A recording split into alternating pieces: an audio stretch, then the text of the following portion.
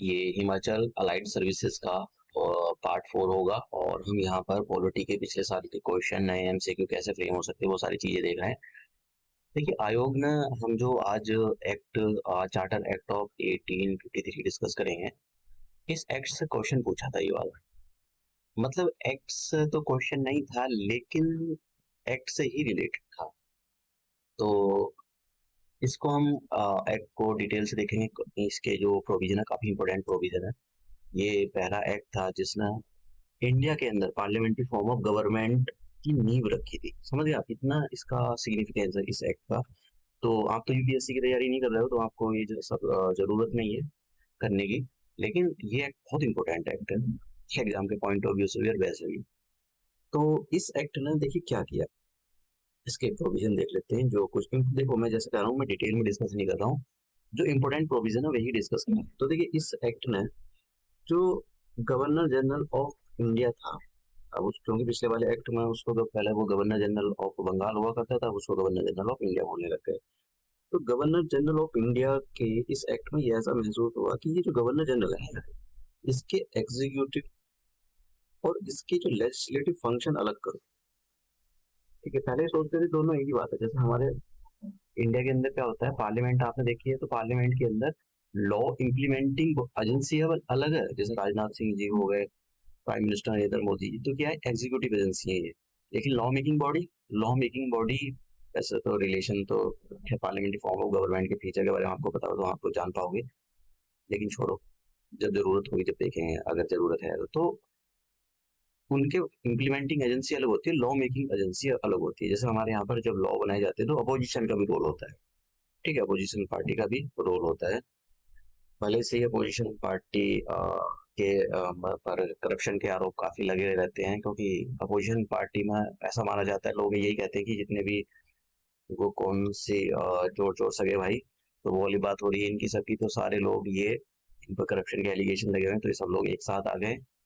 ये हम किसी ना किसी तरह से इन पर जो करप्शन के एलिगेशन लगे हुए हैं इनको हटाया जाए और फिर से हम जो सेंट्रल गवर्नमेंट है वो दूसरी पार्टी रूलिंग पार्टी उसको हटाकर फिर से हम अपना करप्शन शुरू जारी करें। हम भी खाएंगे तुम भी खाओगे, इनकी पॉलिसी ये है। देश के बच्चों का भविष्य खराब करना है, एजुकेशन नहीं देनी है, किसानों का तो कुछ करना ही नहीं है, और देश को जोम्बी बनाकर रखना, उनकी ये पॉलिसी होती है। तो उनके अपोजिशन वालों का तो कोई सुनना भी नहीं चाहिए उनका, तो इधर से इलेक्शन निकाल दो। तो पार्लियामेंट्री फॉर्म ऑफ गवर्नमेंट की जो नींव रखी गई है वो इसी एक्ट के अंदर रखी गई। तो इस एक्ट ने गवर्नमेंट इस एक्ट में चार्टर एक्ट ऑफ 1853, देखो 20-20 साल के बाद आ रहे हैं, लेजिस्लेटिव फंक्शन अलग कर दिए और एग्जीक्यूटिव फंक्शन। तो एग्जीक्यूटिव फंक्शन अलग और लेजिस्लेटिव फंक्शन के लिए 6 लोगों की एक एक जो लॉ मेकिंग बॉडी बनाएगी। इसको मिनी पार्लियामेंट भी बोला जाता है। मिनी पार्लियामेंट को जो ब्रिटेन के अंदर बैठी हुई पार्लियामेंट थी जो लॉ बनाती थी, ये भी यही काम करती थी। ठीक है, लेकिन छोटे स्तर पर। तो इसको हम इंडियन सेंट्रल लेजिस्लेटिव काउंसिल या फिर Indian legislative council, central legislative council बोल सकते हैं, नहीं मिनी पार्लियामेंट। ठीक है, लेकिन याद रखना इसने पार्लियामेंट्री फॉर्म ऑफ गवर्नमेंट की नींव रखी थी, इसलिए ये एक्ट बहुत जरूरी है। और ये जो 6 लोग थे जो लॉ मेकिंग बॉडी थी, इसमें तो 4 तो इंडियन थे। ठीक है, 4 इंडियन थे। तो 4 इंडियन कहाँ से आएंगे?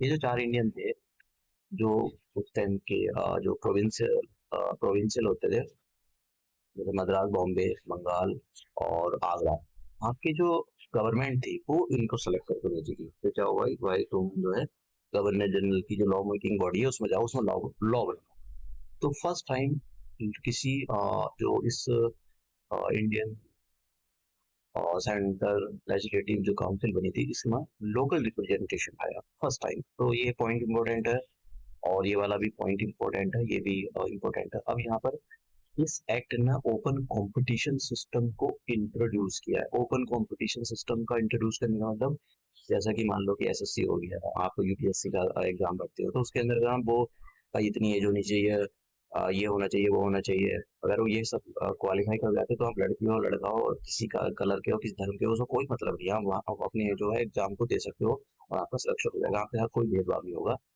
तो जो पीछे वाला एक्ट था चार्टर एक्ट ऑफ 1833, उसके अंदर तो कोशिश की गई थी उसको इंट्रोड्यूस करने की, ओपन कंपटीशन सिस्टम को, लेकिन अपोजिशन की वजह से वो इंट्रोड्यूस नहीं हो गया था इस एक्ट के अंदर। ये जो चार्टर एक्ट 1853 था, इसके अंदर ओपन कंपटीशन सिस्टम इंट्रोड्यूस किया गया, और कि भाई जो है सिविल सर्विस के अंदर जो सिलेक्शन होगा वो कैसे होगा, और इसी को देखते हुए मैकॉले कमेटी बनाएगी और इंडियन सिविल सर्विस के ऊपर 1854 के अंदर। ये बहुत इंपॉर्टेंट आपसे पूछा जाएगा भाई, ये कमेटी जो है, ये जो बनाई गई थी सिविल सर्विसेज पर, ये किसकी अध्यक्षता में बनाई गई थी?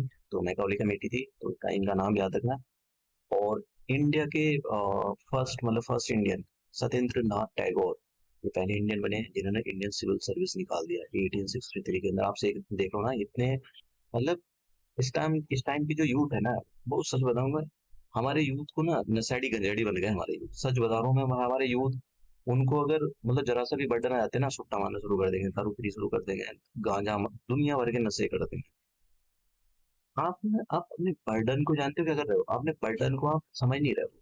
बर्डन नहीं है ये एक जिम्मेदारी होती है, लेकिन आप अपनी जिम्मेदारी से भाग रहे हो, नशे करके भाग रहे हो। अगर आपको कोई जिम्मेदारी दे जाए, सिविल सर्विस के लिए तैयारी करने के लिए आपको दे दी जाए, वो आपकी जिम्मेदारी है कि आप उसको निकालो और देश को आगे बढ़ाने में अपना रोल प्ले करो। आपसे नहीं निकल रहा है तो आप क्या करोगे? शराब पियोगे, सिगरेट पियोगे, दुनिया भर के नशे करोगे। क्यों? क्योंकि आप अपनी जिम्मेदारी से भाग रहे हो, आप अपने आप से भाग रहे हो, आप अपनी जिम्मेदारी से भाग रहे हो, आप देश के साथ गद्दारी करो। तो आज के जो यूथ है ना, मतलब सच बताऊं, हमारे यूथ किसी काम के नहीं है। जो यूथ काम के हैं वो आगे बढ़ रहे हैं लाइफ में, और जो बाकी है वो नशेड़ी गंजेड़ी बनते चले जा रहे हैं। चाहे मतलब दिल्ली के अंदर, मतलब मुझको विश्वास नहीं होता था कि लड़कियां भी यहाँ पर सुट्टा मारती है, गंजेड़ी नशेड़ी बन करती हैं, खूब पीती है यहाँ पर लड़कियां भी। मतलब हद मजाक कर रखी हुई है यहाँ पर। केजरीवाल में एक यहाँ पर बाबा के वो कहता है भंडारा खोल कर रखते हैं कि आओ फ्री में शराब ले जाओ। इतने शराब बिकती थी ना, लड़कियां मतलब पेटी की बेटी ले जाती थी। मतलब हद है बिल्कुल यहाँ पर। यहाँ पर खुला हुआ है, जगह जगह खुले हुए हैं, उसको दूर से दिखाई दे जाता है कौन ले जा रहा है, कौन नहीं ले जा रहा है। सत्य के नीचे बैठ के वहां पर शराब पीती थी लड़कियां, छुट्टा मारती रहती है। अभी भी आप चले जाओ कहीं भी चाय वाले की दुकान पर, वहां पर लड़कियां सिगरेट पी रही होंगी और सिगरेट के साथ में चाय भी पीती है। तो बहुत बुरा हाल है यहाँ पर। यूथ यूथ ना तो बिल्कुल एकदम मट्टी खराब कर रखी है हमारे यूथ को, इंडिया के बिल्कुल यूथ का आगे बढ़ना नहीं चाह रहा है, देश और खराब हो रहा है उससे। तो हाँ, ये हमने देखा। और देखिए, अब यहाँ पर ये जो एक्ट लाया गया था, ये एक्ट बड़ा इंपॉर्टेंट है। ये एक्ट जानते हो किसके? जब गवर्नर जनरल कौन था उस टाइम पर? डलहौजी था। और ये एक्ट 1848 से, मतलब ये जो गवर्नर जनरल था 1848 से लेकर 1856, इन 8 साल तक ये गवर्नर जनरल था। इन्होंने बहुत रिफॉर्म करे हैं भैया।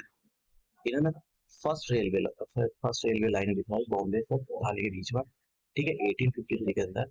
और फर्स्ट टेलीग्राफ लाइन कोलकाता से आगरा के बीच में 1854 के अंदर। और इन्हीं के कहने पर, उनकी रिकमेंडेशन पर फूड डिस्पैच भेजा गया था इंडिया के अंदर 1854 के अंदर, जिसको Magna carta of English education in India बोला जाता है। इसी का क्वेश्चन पूछा था इधर। Which of the following is known as the Magna Carta of the Indian education under the British rule? ये वाला sir Charles Wood dispatch 1854। Answer simple सा लिखा हुआ है, तो इग्नोर नहीं कर सकते। एक क्वेश्चन और ट्राई करो, ये वाला। Which of the following act introduced an open competition system for the recruitment of the civil services? Charter act of 1850 1853 मैंने आपको बताया। आपसे एक क्वेश्चन ये भी पूछा जा सकता है। इसमें तो बहुत सारे क्वेश्चन बनते हैं, और इसमें से तो एक रविंद्रनाथ टैगोर जी का बनता है क्वेश्चन, ये वाला सत्येंद्रनाथ टैगोर जी का बनता है, और एक ये सिविल सर्विस में। ठीक है, तो ये वाला आप मैं इसको स्लाइड को डिलीट कर दूंगा कि कोई जरूरत नहीं है। अगर कोई सोच रहा है इसको भाई ये क्या दे दिया, इसकी कोई जरूरत नहीं है। तो पढ़ भी सकते हो आप, सिविल सर्विस के लिए उसके लिए तैयारी करने के लिए, तो इग्नोर कर दो आप उसको। तो हम अपना जो नेक्स्ट है, गवर्नमेंट ऑफ इंडिया के आयोग ने इससे भी क्वेश्चन पूछा है, तो आप इसको भी इग्नोर नहीं कर सकते, बहुत इंपॉर्टेंट है। और इवन तुम्हारा जो मॉडर्न हिस्ट्री है वो रिवॉल्ट 1857 से स्टार्ट होता है। आपकी मॉडर्न हिस्ट्री जो आपका सिलेबस है, तो मतलब ये तो बहुत इंपॉर्टेंट है, इसको इग्नोर नहीं कर सकते, चाहे with respect to the history और with respect to the polity section. तो हम ये अपना वीडियो यहीं समाप्त करते हैं, और मैं आपको पिछले साल के क्वेश्चन भी दिखा रहा हूँ, प्लस पोटेंशियल भी बताता जा रहा हूँ कि भाई कहाँ से क्वेश्चन आ सकते हैं। अब वो आपकी जिम्मेदारी है कि आप करें ना करें। देखो, कोई भी चीज भारत के अंदर 144 करोड़ पॉपुलेशन है, बढ़ती चली जा रही है, रिसोर्सेज नहीं है, कंपटीशन टफ होता जा रहा है। चाहे आप हिमाचल के हो, मध्य प्रदेश, उत्तर प्रदेश, उत्तराखंड, कहीं के भी हो, कंपटीशन टफ होता जा रहा है, करप्शन पीक पर है। करप्शन मतलब पॉलिटिशियंस, आपने देखा होगा 7-7 दिनों तक मशीन चलती रह रही है, इतना कैश रखा हुआ है उनके पास, पॉलिटिशियंस जो भी नए-नए मतलब अभी सत्ता में आए हैं, उनको मुझको तो 8 साल हो गए, उन्होंने भी हर चीज़ में घोटाला कर देखा है। मतलब आप समझ रहे हो ना, करप्शन पीक पर है। तो आपको अगर मतलब सिविल सर्विस में आपको या गवर्नमेंट जॉब करना है, तो करप्शन को कम करने पे ध्यान देना चाहिए। देखो, आप समझ नहीं रहे हो, ये करप्शन एक ऐसी चीज़ होती है कि अंदर ही अंदर खोखला करता है देश को। और ऐसा नहीं कि आप बच जाओगे, आप फिर आपका परिवार का कोई भी सदस्य नहीं बचेगा इसकी मार से, आपको झेलना पड़ेगा। ठीक है, इसका बहुत बड़े नेगेटिव कॉन्सिक्वेंसेस होते हैं जो लॉन्ग टर्म में दिखाई देते हैं, ये देश को अंदर ही अंदर गलाता रहता है। तो ऐसे पॉलिटिशियंस, ऐसे आईएएस ऑफिसर, ऐसे आईपीएस ऑफिसर, ऐसे सरकारी नौकरों से आपको बचकर रहना है जो करप्शन को फैला रहा है, प्लस उनको उजागर करना है। देखो, पैसे कमाते हैं, सभी लोग कमाते हैं। क्या आप करप्शन करके पैसे कमा भी लोगे, तो क्या आप जो गरीब लोग हैं उनके बारे में सोचो, वो सारा पैसा गरीब लोगों का होता है, बेचारे भूखे प्यासे मरते रहते हैं, मतलब उनको खाने के लिए एक टाइम का रोटी भी नहीं मिलती। आपको पता है वो सब करप्शन की वजह से होता है। जो पैसा गरीबों के लिए आता है, जिससे पुल बनाए जाते हैं, ब्रिज बनाए जाते हैं, उन वो सब खा जाते हैं, लोग पॉलिटिशियन खा जाते हैं। तो मतलब करप्शन नहीं करना चाहिए। आपको यूपीएससी के इंटरव्यू में पूछा जाता है करप्शन करना चाहिए नहीं करना चाहिए, वो भी बोलते करना चाहिए क्योंकि वो भी करते हैं, लेकिन आपको नहीं करना है। ठीक है, देखो करप्शन मतलब खत्म तो नहीं कर सकते, लेकिन काफी हद तक ईमानदारी के साथ इसको कम जरूर कर सकते हैं। ठीक है, सीख सकते हैं हम जापान से। तो हम ये अपना पॉलिटिकल लेक्चर यहीं समाप्त करते हैं और मिलते हैं हम अपने दूसरे वाले एक्ट के अंदर। काफी इंपॉर्टेंट एक्ट है, इसको इग्नोर मत करना।